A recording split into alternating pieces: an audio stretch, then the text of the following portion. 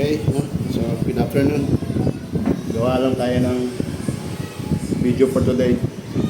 Kailangan kasi consistent yung video, no? So, for today's video, gawa ko ng review about actually, ang pinaka-video ko is yung i-dismantle ko lang to, no? Pero magbibigay ako ng, ang gagawin ko kasabay nito is yung magbibigay ako ng tip para doon sa mga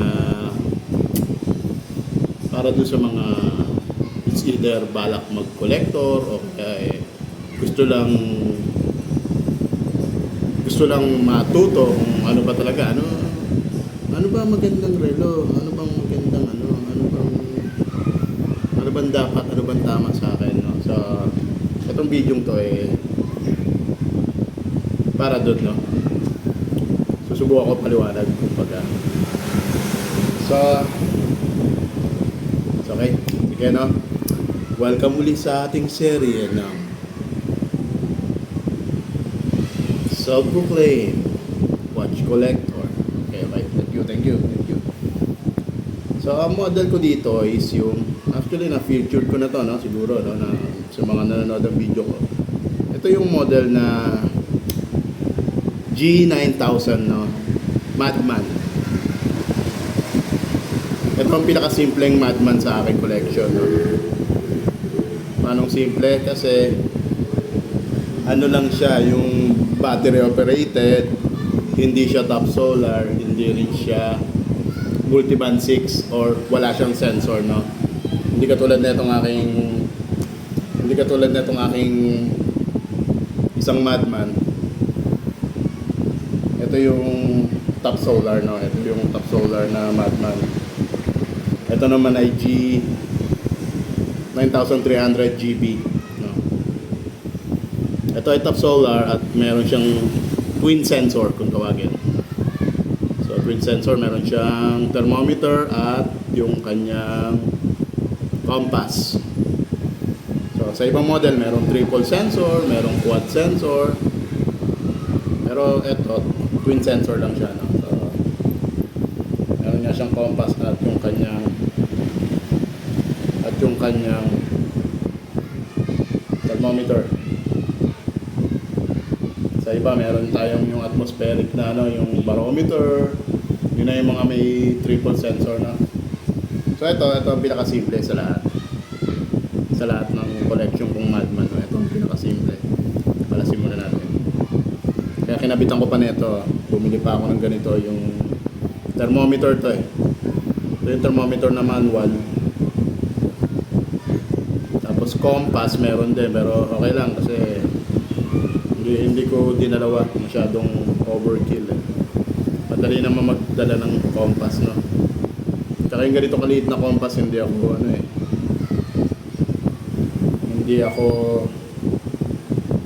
naman sa kulang, no?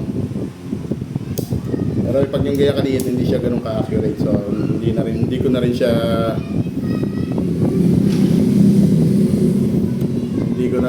yung kinabit, no?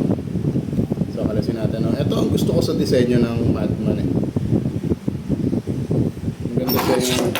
maganda siya kung sana lahat ng model ay ganito.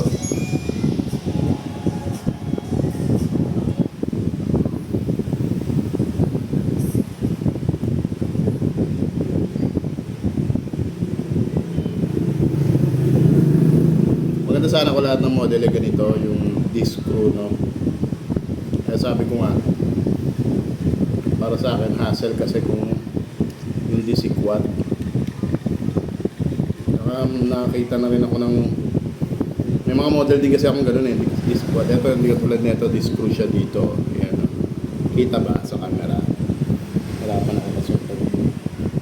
So kabilaan yan, disc screw, no? Sa akin kasi may experience na ako ng yung traditional na parang yung pin niya, strap pin kung tawagin, no? Pakita ko na yun sa ibang video, no? Meron ako experience na natatanggal talaga yon. Ito yun. Hanggat hindi mo siya ina-unscrew, hindi siya matatanggal. Ito, papakita ko yung pin. So may pin to eh. May pin pa rin to, pero dito na. Yan. Yan o. Ito sinasabi ko. Yan, yung ganitong pin. Kita ba sa camera? So magbubukas tayo ilaw, makikita.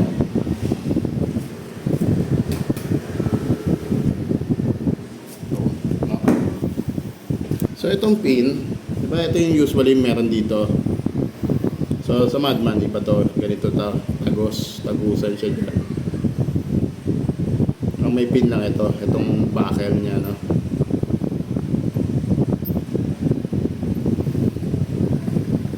So kabila niya. Pag may pin kasi dito, kailangan mo ng ganitong tool, susikutin mo. Although may dala ako laging ganito, pero mas convenient sa akin kung ganito, kung di-screw lang. So may hirap din yung pin, sinisikwat. Unlike to. Nakakalasin natin ha. By the way, pag paumanhin nyo, no, maingay ang ating kapaligiran. Medyo active ang ating mga motor.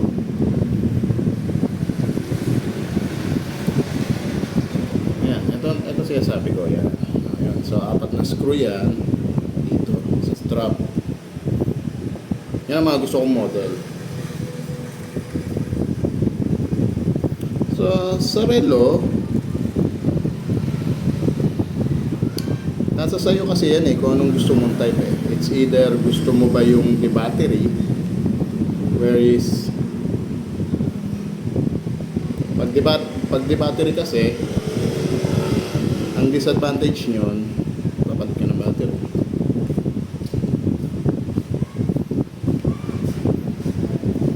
Time to time, magpapalit ka ng battery. It's either 2 years, depende yun kung anong model. So ito papakita ko. Ito ang gusto ko sa mga Madman, no? Yan. Yung button niya, sealed. Anong gusto ko. And I suggest, kung meron dyan mga newbie na gusto ng relo na medyo will last long, malagay ko mga ganitong model ang kunin nyo.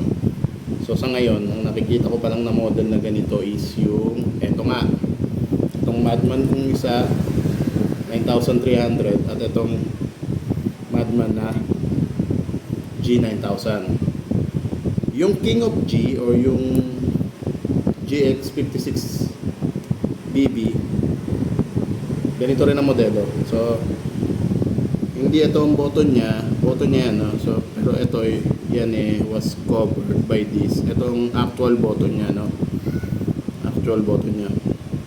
Pag gagawa uli ako ng isa pang review kasama yung yun nga, yung King of G na model. Papakita ko na ganun yan, no? So yung button niya naka-cover dito, cover yan. Para sa akin, goods yan kasi talagang protektado, no? No, balik tayo doon sa sinasabing ano ba maganda?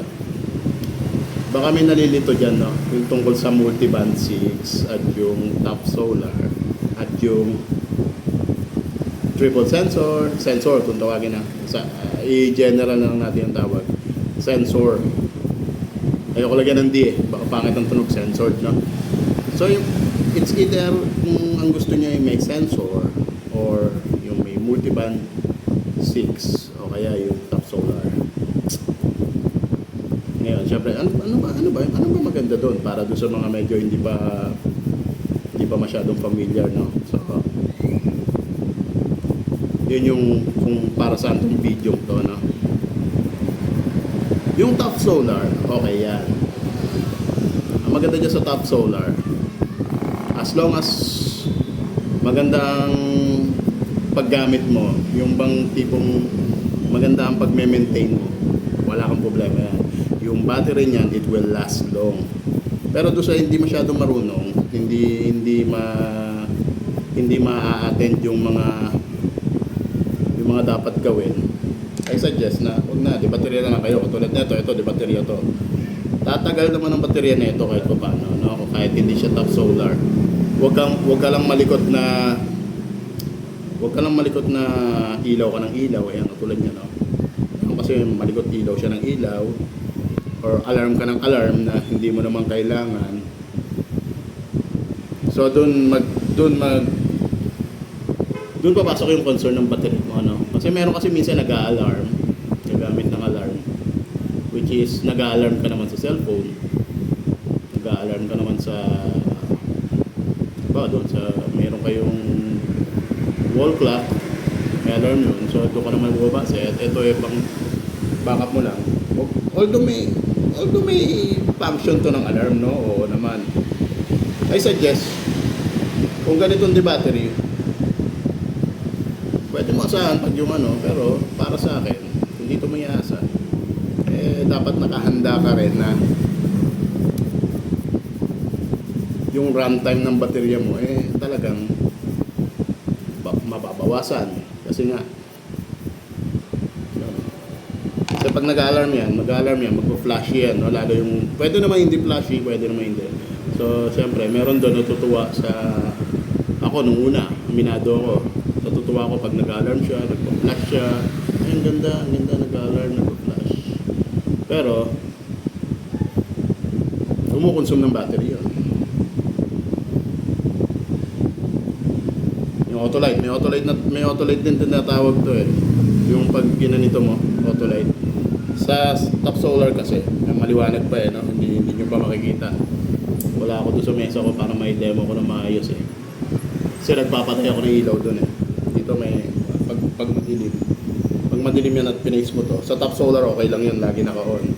Pero dito, although may safety feature to, no, na pag yung inon mo yung kanyang Autolite, under certain time or minutes, babalik na siya sa dati na naka-deactivate na yung Autolite, no? Kasi wala siyang solar function, no? Hindi niya matutukoy kung maliwanag or madilim or umaga na or gabi, no?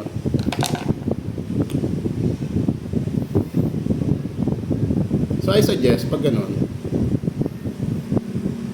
much better yung ganung function sa hindi top solar, wag mo na lang i-achieve kasi palagay ko mas okay yun sa mga function ng top solar, no? Nilagay lang dito yun pero hindi ibig sabihin niya na talagang kailangan. Well, enjoy mo pero syempre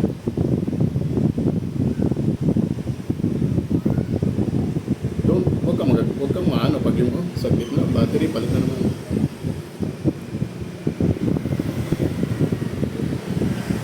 Ayan, ang top solar at ito okay lang to kasi ganito yan minsan Ito okay lang kahit itabi mo sa tokador, walang problema, no? So, as long as sinasabi nila tatagal pa nga yun kasi nga hindi nagagalaw, no? Kung collector ka kung collector ka okay lang to patabi sa ilang minutes ba yan? Ba't 30 na pala yun? Haba, no? Sige, susubukan natin ulit pa-i-clean ng video. Kung manina mahaba ang video. Pag ganito okay lang to itabi under storage. Katulad nito, ito nasa collection ko kasi ito under storage to better, okay to. Pero yung mga top solar na ganito kailangan sinusuot, or kung hindi mo man isusuot kailangan siya nasa lighted area. Yun ang kanyang pinaka maintenance naman, no, sa top solar. Ay, ang hirap pala yan. Hindi naman actually statement na kailangan nagcha-charge siya time to time. Huwag mo siya itutokador o huwag mo siyang itatago sa kanyang tin can. Hanap ka ng place, let's say sa kwarto mo na laging sa areang may ilaw, pwede to. Or kung talagang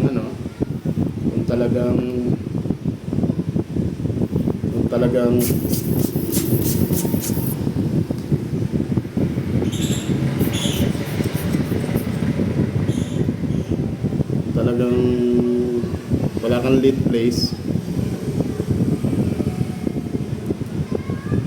huwag ka ng place na yung may bintana, no? Basta mailawan lang yung top solar, okay yun ang sinasabi ko, no? Na tatagal yung battery. siya itatago sa tokador. So, yun, ganun ang top solar. As long as naiilawan siya, it can hold up for months yung kanyang charge.